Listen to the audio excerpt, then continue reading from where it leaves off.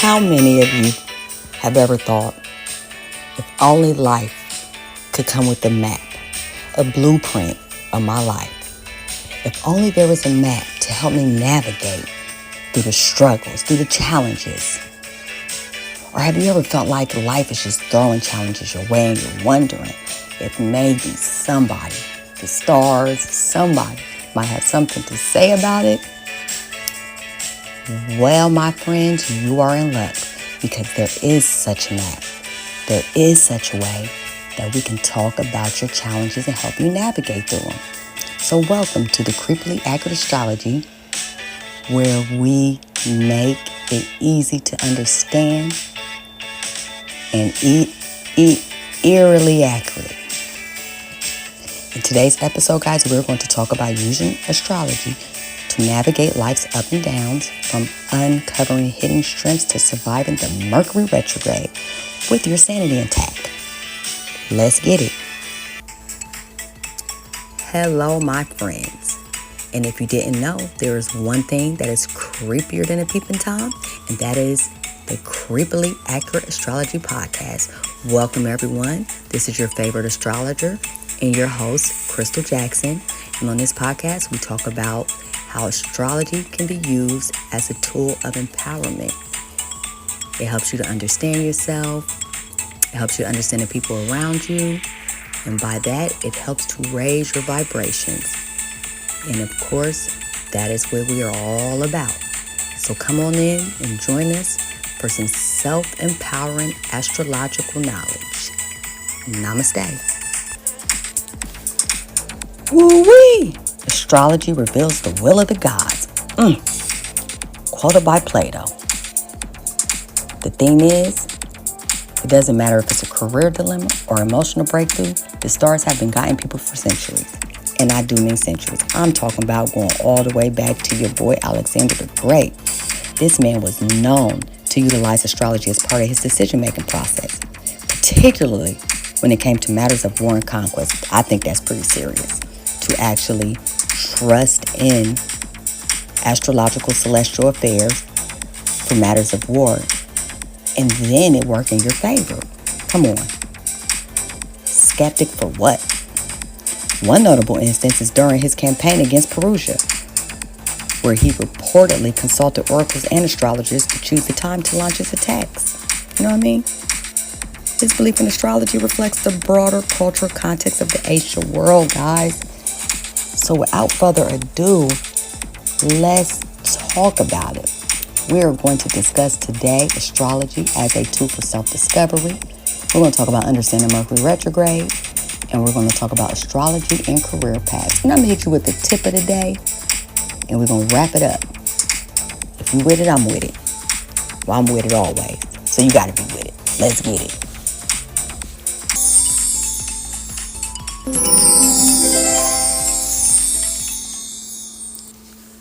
All right, we all here. Let's go.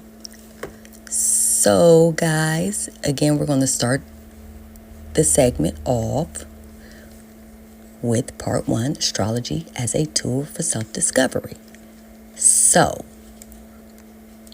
let's talk about how astrology can be used as a tool. Now, first, in order to even understand any of this, we must talk about the natal chart and what it stands for. So let's talk about it. So what exactly is a natal chart? So a natal chart, also known as your birth chart, guys, or astrology chart. This is your blueprint. This is the map. This is the blueprint and the map of your life. So it is a personalized map of the sky at the exact moment an individual was born, like you. It goes by your time. And guys, this serves as a foundational tool in astrology. And what it does, it offers insight into a person's personalities, motivation, strength, challenges, and life path. And this is all based on the position of the celestial bodies.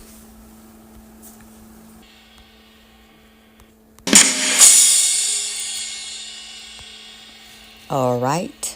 And I guess you're wondering, how? How can you tell this? No, you're probably not wondering that. But anyways, let's talk about the key components of a natal chart. You got the zodiac signs, and this is the natal chart.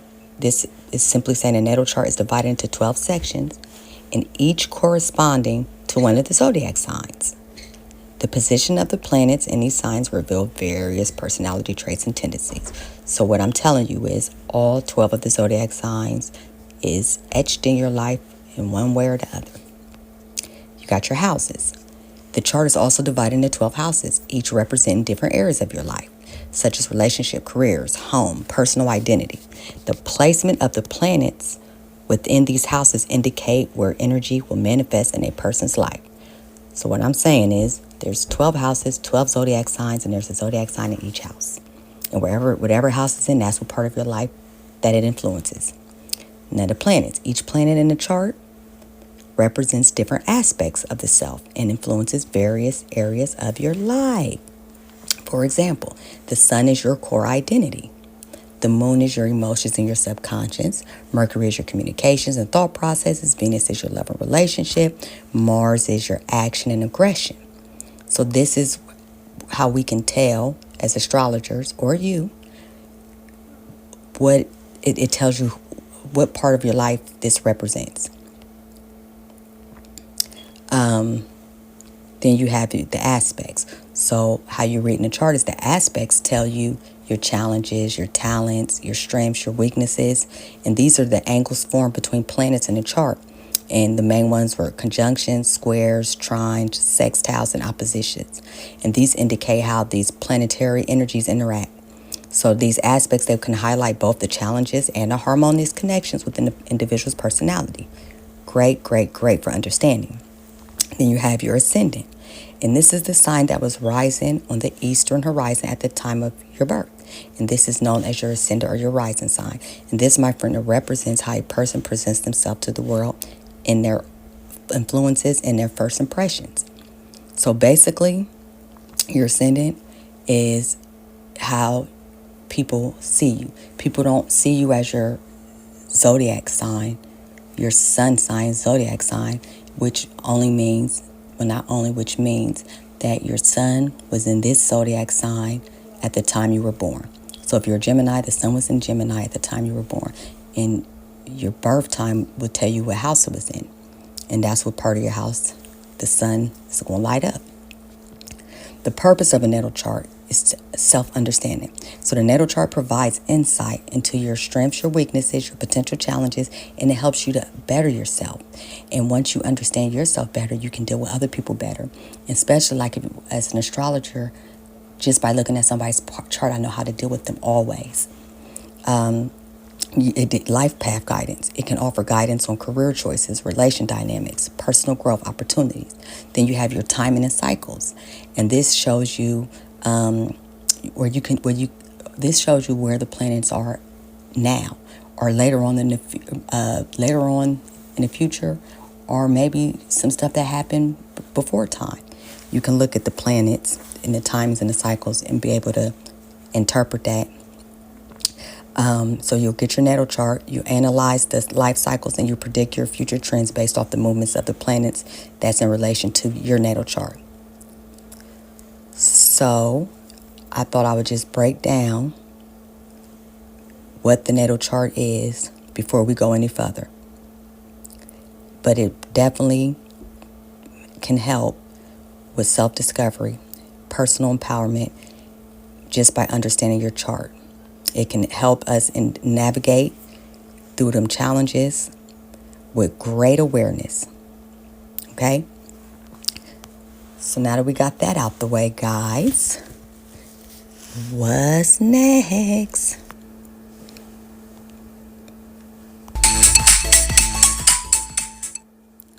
All right, guys. So we're going to go into explaining how the natal chart can reveal hidden strengths and challenges. For example, if you have a Leo rising, then leadership might just be a natural strength. You know, it's something to lean on tough times. Or this can also tell us the way you're supposed to express your purpose. Like a Leo rising would say, okay, this person is here to express themselves through creative self-expression. If you're a Taurus, you could say, oh, this person is here to build value.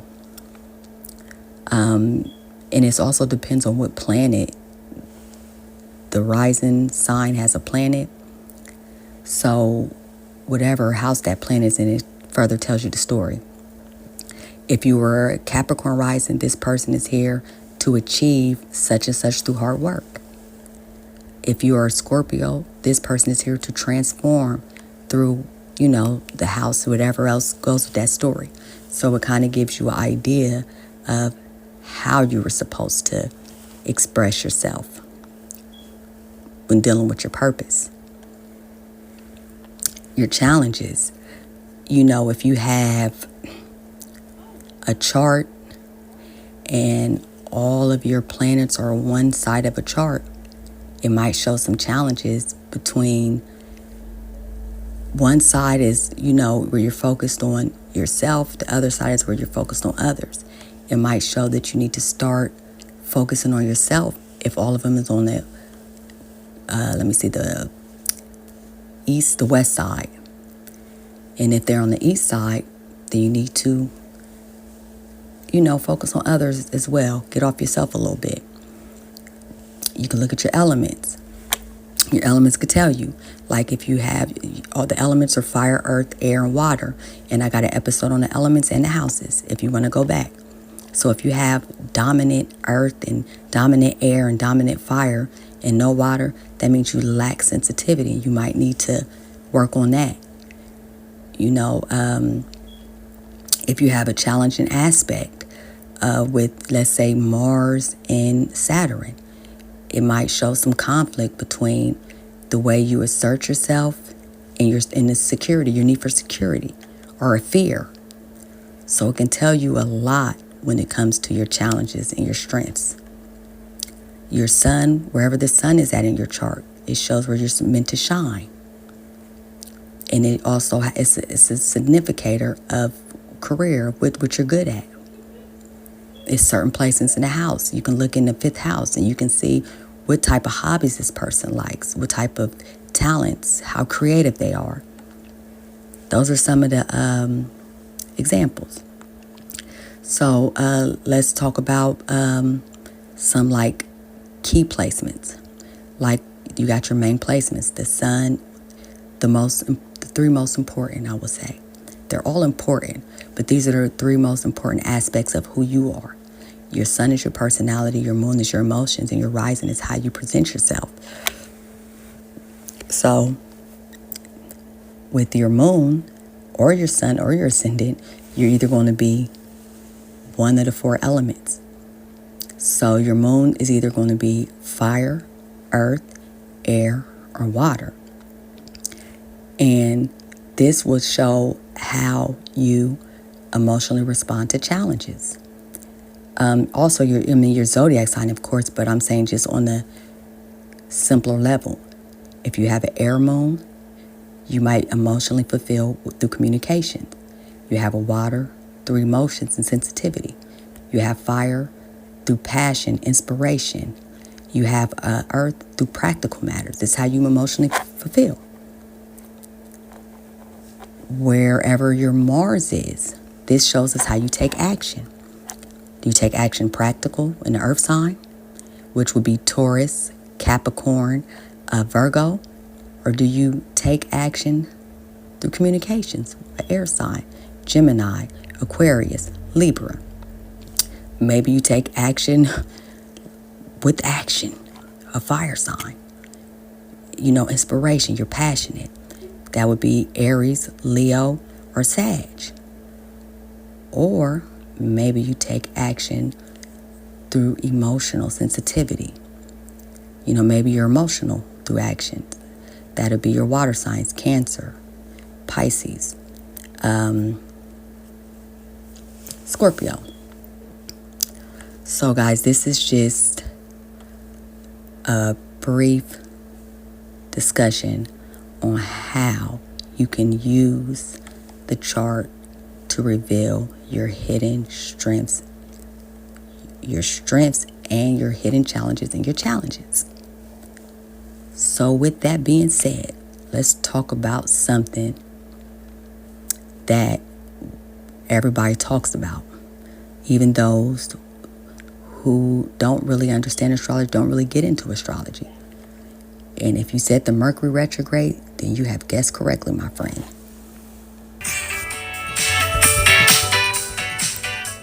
Okay. Let's get back into it. All right, guys, this is part 2, and this is understanding Mercury retrograde and its lesson. Sidebar. So those who are astrological freaks, no, I'm just kidding. Those who are really into astrology and understand it can probably understand where I'm coming from. So you get to a point as an astrologer or a practicing astrologer that everything becomes about astrology. Every conversation turns into astrology. And I do mean it is a bad habit. I don't care what we talking about. Somehow, I'm going to bring up astrology. Now, the way my family is set up, guys, we are jokesters. And we don't miss a beat. None of us. So I knew it was only a matter of time before I became the butt of the joke. And the time has come, guys. So my oldest daughter, she tells me that her and my middle daughter was talking. And my oldest daughter says something to the fact like, yeah, because you know what mom would probably say, or something like that. And then my middle daughter said, what, the Mercury retrograde? And my daughter just thought it was so funny. And she turned around to me. She said, you don't even know what a Mercury retrograde is. My middle daughter said, I don't. But mom is always talking about it, which I thought was kind of funny because every time they tell me something, I'd be like, well, I was looking in your chart. Or, well, there was a grand trine in the sky. I mean, it's always something to go with that conversation. It's always a side of conversation to go with my astrology. Okay, back to the story at hand.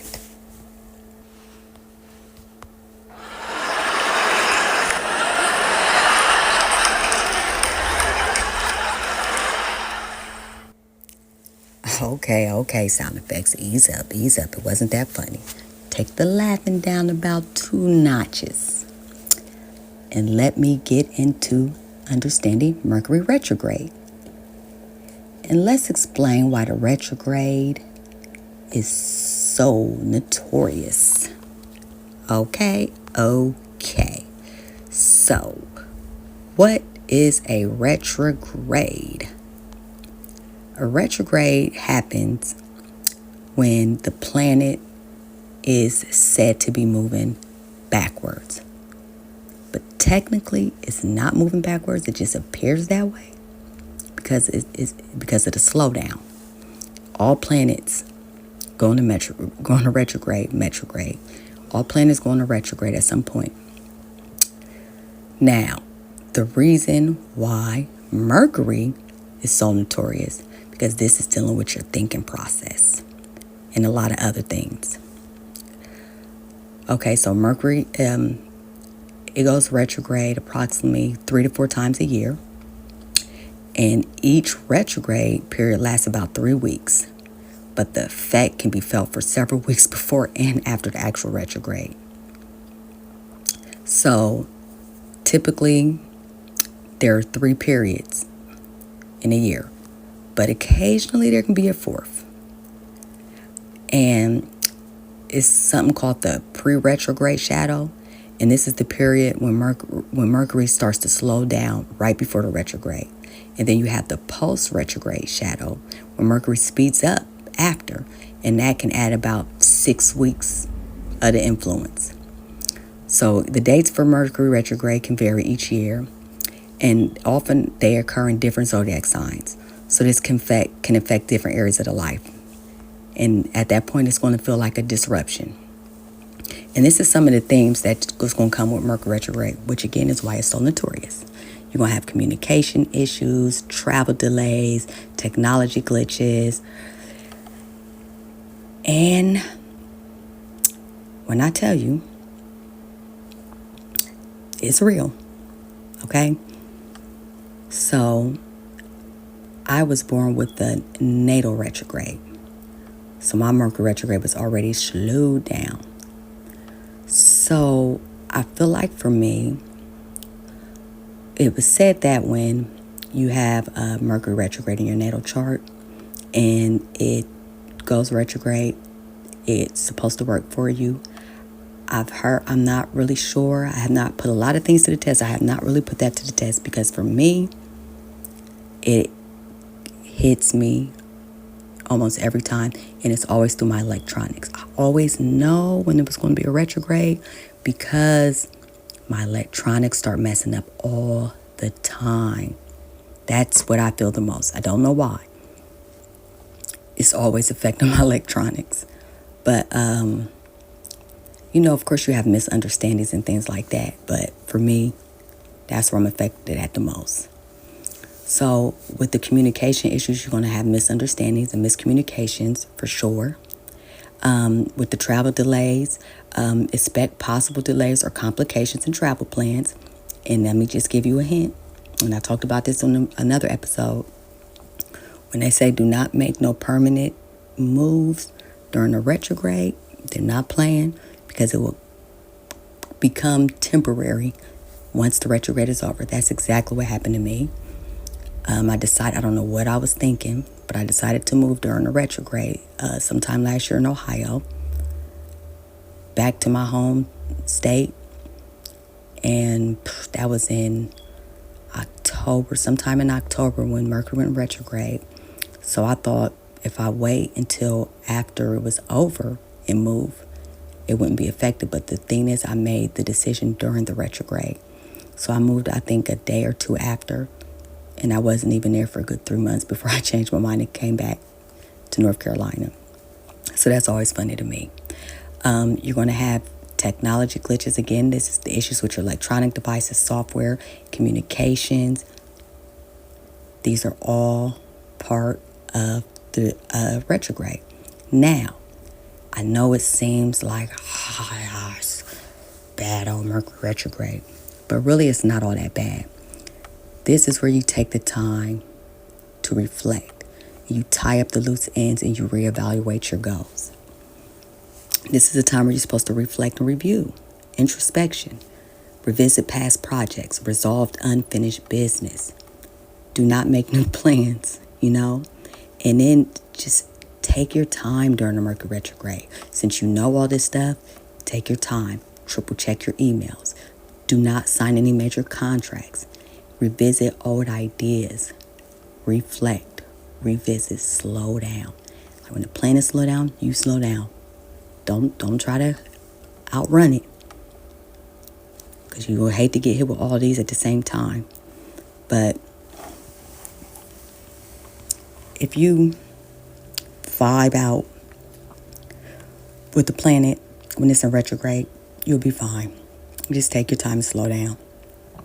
And again, that's with any retrograde. They're always asking you to slow down and rethink that area of your life. You missed something. Go back, tie up that loose end. Go back for reflection. See if there's something else that you missed. And that, my friend, is an understanding of Mercury retrograde. And I hope that was a valuable lesson.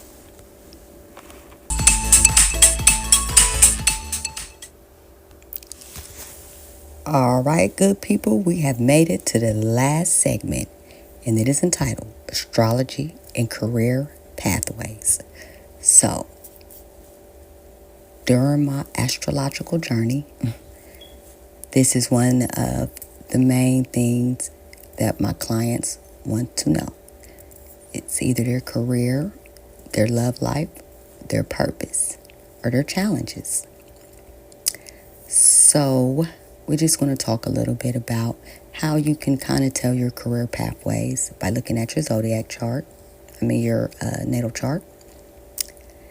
So, again, we can do something like look at the elements. And we can discuss how the zodiac elements impact your career. So, if you're dealing with a lot of earth, the Taurus, the Virgo, the Capricorn, this is someone who wants to be in a stable environment, who wants to maybe do something practical, who wants to build, who is ambitious, who is hard working. You're going to air sign, Gemini, Aquarius. They might want to do something through communications, through travel, maybe, through writing, being a social media influencer, something like that. What about the water signs?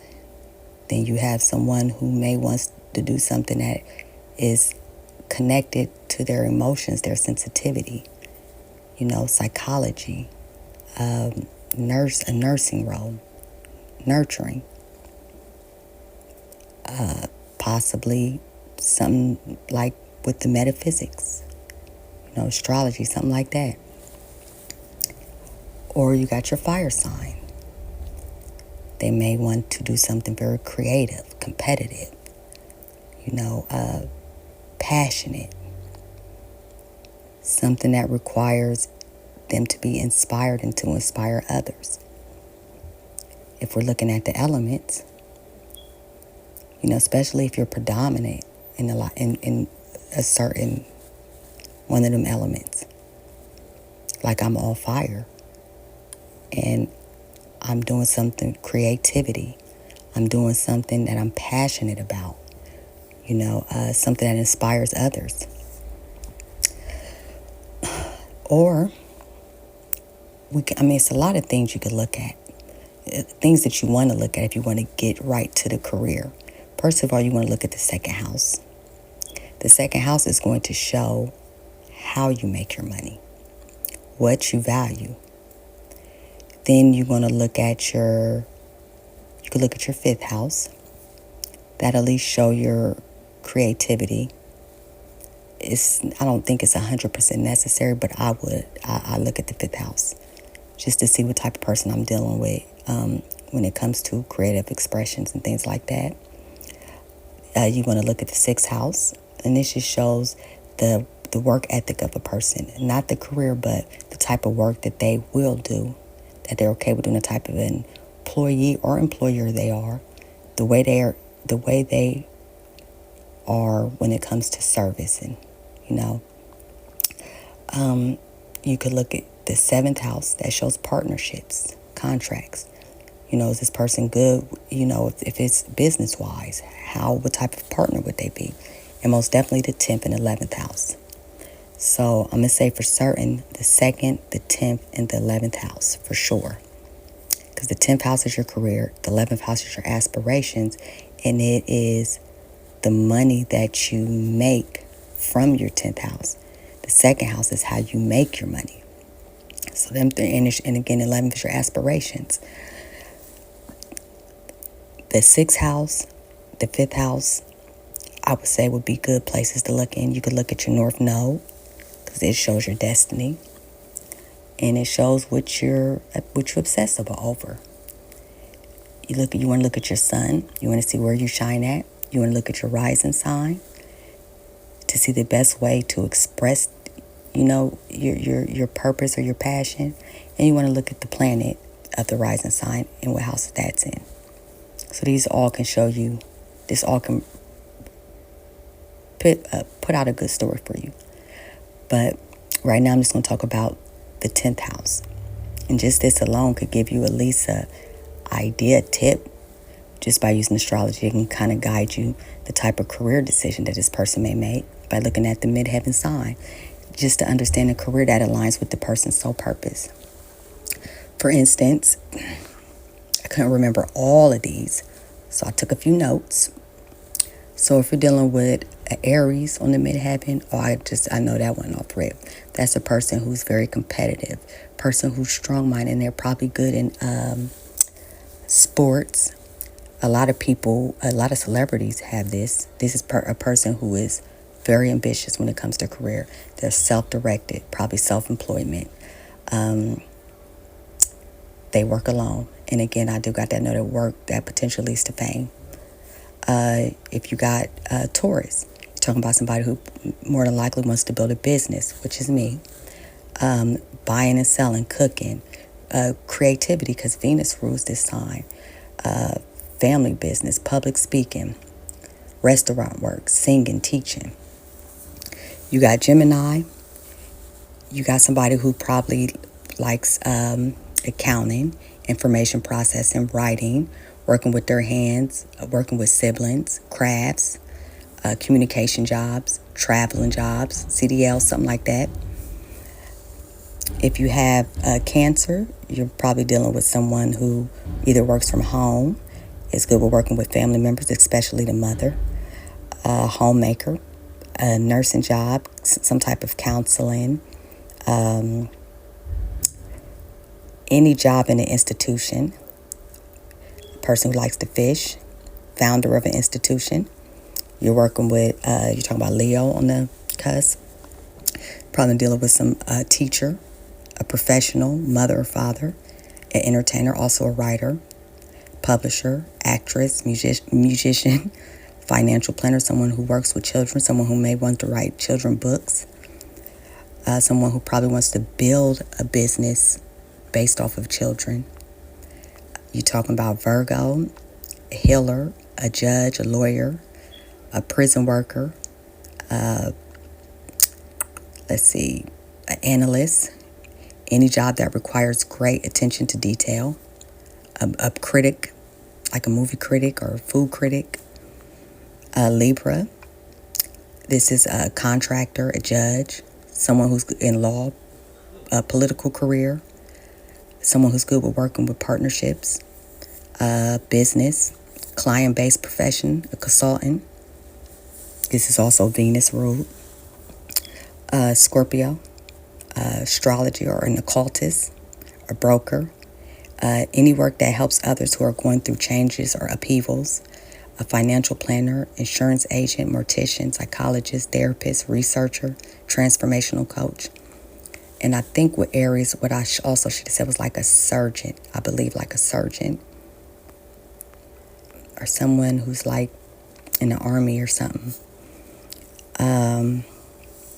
Sagittarius, doctor, judge, a long-distance traveler, philosopher, a priest, a teacher, a work connected with the Father, work that is gratifying and feels purposeful.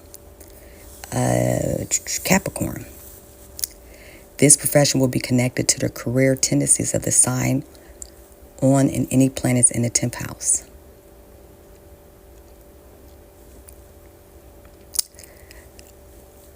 I don't know why that's noted, but I'm going to say with Capricorn, we're going to go for like a government worker, someone who's into building, someone who is for the collective, maybe a police officer, someone that's into law.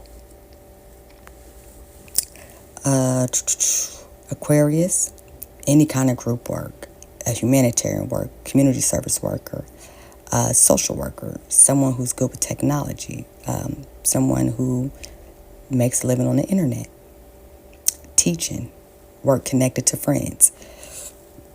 And in Pisces, healing, prison worker, psychologist, intuitive worker, a job that requires frequent interruptions. This person might suffer loss of jobs frequently. It could be a meditation instructor, hospital worker. This person may also have difficulty finding direction to follow in life. Any type of work in seclusion. So them are the 12 zodiac signs, and the different, on the 10th house cusp is the career house. So depending on what sign is on that cusp can give you a kind of idea what type of career or this person may go for. All right. So I think we made it. We made it through the last segment, guys. So now it's time to say goodbye, but not before we do the tip of the day. Okay, Kay.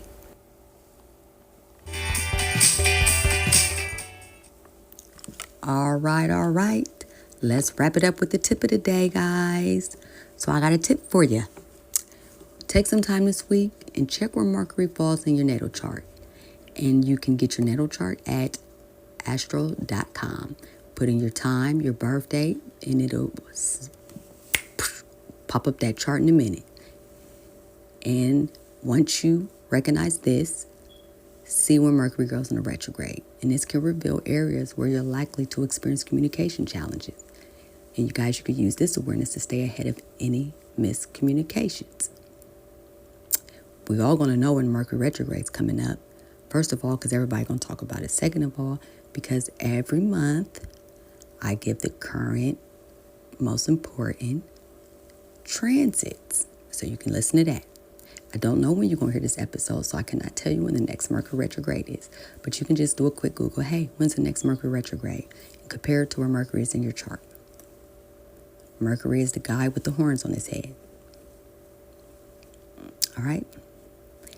And if that's too much, just Google when the next Mercury retrograde is and pay attention and see if you can experience any communications and challenges. All right? So, wrapping that up, got a quick question for my listeners. Have you ever had a Mercury retrograde experience that was so wow you knew it had to be cosmic? Tell me your story.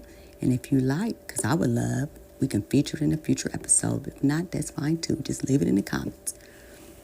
Also, guys, you can follow me on Facebook, Creations by Us, my business page, or what I would really love is if you join my Creepily Accurate Astrology Facebook group. Boy, is it a show going on in there. Come on in and join the fun. So, guys, just to recap the episode, the key takeaways, we discussed understanding the natal chart, what a natal chart was, how it can help you navigate your challenges and recognize your strengths, your careers, and the Mercury retrograde and what it means, and how you can deal with Mercury going retrograde, some of the things you can do. All right? Okay.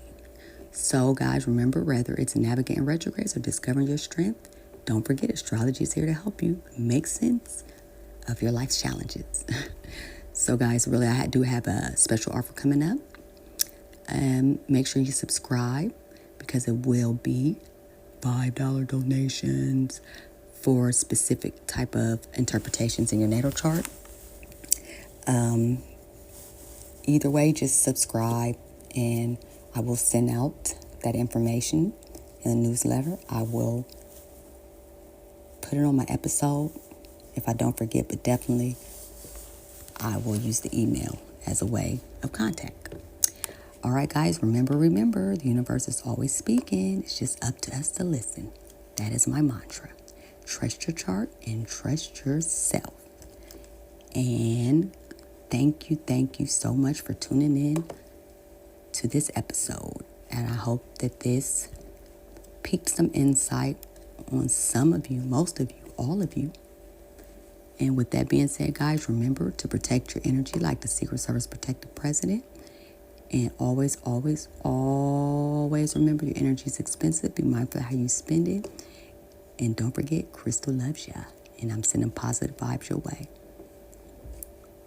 So smile and have a great day.